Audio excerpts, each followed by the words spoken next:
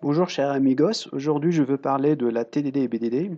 C'est pour donner une réponse à la question pourquoi faire la TDD et BDD. C'est aussi à travers une comparaison entre une approche classique, son TDD, et une approche avec l'application donc de la TDD BDD. Donc, je veux commencer déjà d'expliquer c'est quoi la TDD BDD. C'est tout simplement les développements pilotés par les tests d'acceptation et aussi les développements pilotés par les comportements. Donc, l'approche classique, qu'est-ce qu'on a? Les exigences, une étape d'analyse des exigences, design, code, test, deploy. OK. Imaginez alors, c'est qu'on a fait du code, puis on a lancé les tests, on a exécuté les tests automatisés, ce sont déjà automatisés, sinon des tests manuels, et on a détecté un bug ou plusieurs bugs. Cher testeur, qu'est-ce qu'il faut faire? Donc il faut déclarer les bugs en fait dans Bugzilla, dans Mantis ou Jira ou autre système de suivi en fait des bugs. Ensuite, il faut solliciter les développeurs, c'est-à-dire retour en arrière. Les développeurs, du coup, ils seront sollicités à faire du débogage step by step afin d'identifier les problèmes, perte du temps. Ensuite, la réponse du développeur, il ne s'agit pas d'un problème de code, il semble en fait un problème de design, il semble un problème d'analyse des exigences.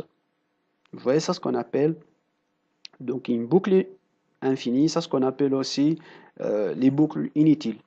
Faire le test à ce niveau-là, c'est trop tard, puisque détecter un problème, c'est solliciter le développeur à identifier les problèmes au lieu d'implémenter les nouvelles fonctionnalités, revoir le design, revoir les analyses faites déjà sur les exigences, faire les ajustements nécessaires, refaire éventuellement une partie du design, refaire donc une partie du code, refaire les tests, etc.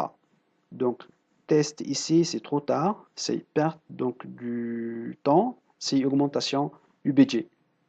Si on passe à une approche avec l'application des tests d'acceptation et les tests donc basés sur les comportements, qu'est-ce qu'on a? Les exigences. Ensuite, une étape trop importante, c'est l'analyse des exigences avec les tests d'acceptation.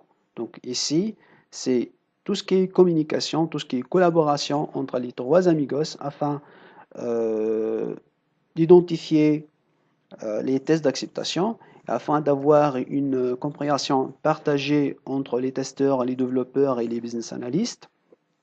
Donc à la sortie de cette étape, on a donc les tests d'acceptation pour piloter le design, ensuite une étape de code avec les tests et à la sortie de cette étape, donc on aura une application avec moins d'erreurs, avec moins de bugs et cela permet en fait de gagner temps, cela permet d'avancer avec une compréhension partagée et avec donc des tests. Ici, pas beaucoup de bugs. Donc, chers testeurs, vous n'avez pas des bugs à déclarer dans Bugzilla ou Mantis. Du coup, votre job est fini. Non, sérieusement, l'importance de test, c'est à ce niveau-là. C'est au début